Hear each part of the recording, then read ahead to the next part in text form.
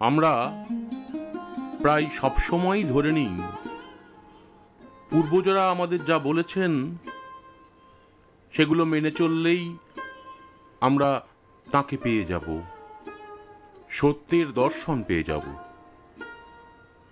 আমাদের তো চিরকালই সকলেই বলে এসেছে, খারাপ কাজ করো না, পাপ করো না। তোমাকে মানুষ বুঝিয়েই চলেছে, নীতিবান হও, অনৈতিক কাজ করো না, বেঈমানি করো না, মিথ্যে কথা বলো না। কিন্তু কাকে বলে সত্য মিথ্যে? কাকে বলে পাপ পুণ্য?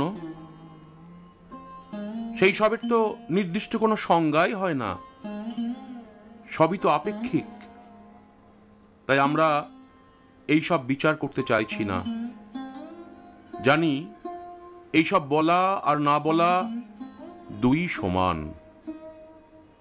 বরং বুদ্ধের কথা অনুসরণ করে বলবো, আত্মদীপ ভব, নিজের প্রদীপকে নিজে জ্বালাও। না হলে তুমি কেমন করে জানবে কোনটা সত্যি আর কোনটা মিথ্যে?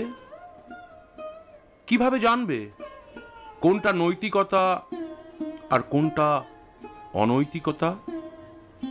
আসলে তুমি তো নেই। তোমার শারীরিক উপস্থিতিকে তোমার থাকা বলে না। গভীরে ডুবে আগে নিজের ঘরে আলো জ্বালাও, তবে তো বুঝবে কোনটা আসল আর কোনটা নকল। প্রকৃত রাস্তা হাতড়ে হাতড়ে না হলে সারা জীবন অন্ধকারেই ডুবে যাবে।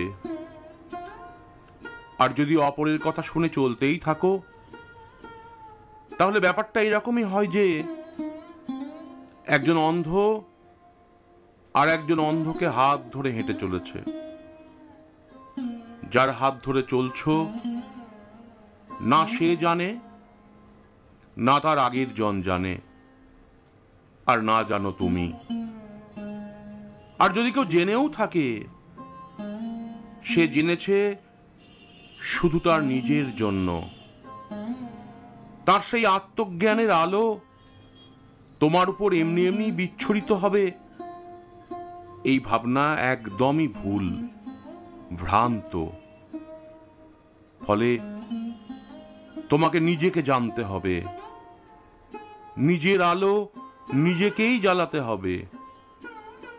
তবেই সত্যকে জেনে তুমি পথ হাঁটতে পারবে।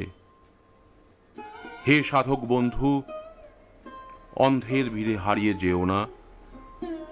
নিজেকে জিজ্ঞাসা করো, উত্তর পাবে।